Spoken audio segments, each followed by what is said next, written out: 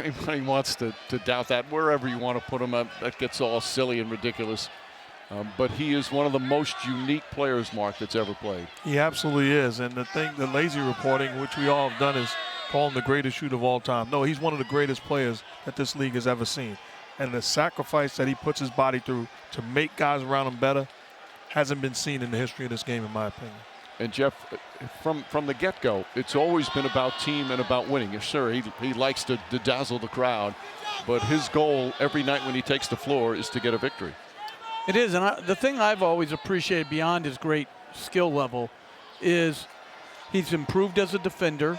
He's an outstanding rebounder for a guard, and I think those nitty-gritty type stuff lead directly to winning. So when you see your best player commit to the hard parts of the game, which is defense and rebounding, and then you add to it like that, these special skills that he has, you've got great leadership. And I think what people don't talk about, because he's not long-winded in what he says, is that he is a truly outstanding leader.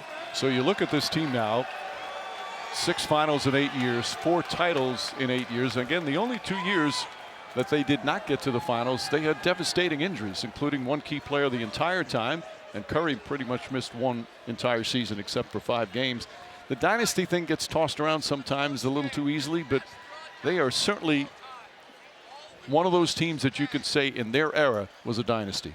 Well, absolutely, and they're not going anywhere. When you look at their future, Klay Thompson's only going to get better, and they're going to add pieces via free agency and draft and movement, which we know they've come accustomed to watching them do. They're not going anywhere. I think the most remarkable thing is you lose Durant, one of the greatest players we've ever seen in free agency, and somehow 2 years or 3 years later, you're an NBA champion again. I think that is one of the most remarkable things I've ever seen. You know, one other thing about Steph Curry, I don't know if he gets the proper recognition for the sacrifice he made when Kevin Durant came. He had won 2 MVPs. He had won a championship, and he sacrificed shot attempts. He sacrificed perhaps scoring and said to Kevin Durant, you come in, you're going to help us win. I don't care if you're the main guy or whatever.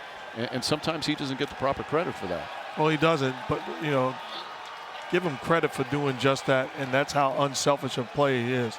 That's just like when we brought Jeff on, Mike. I understood greatness was coming aboard.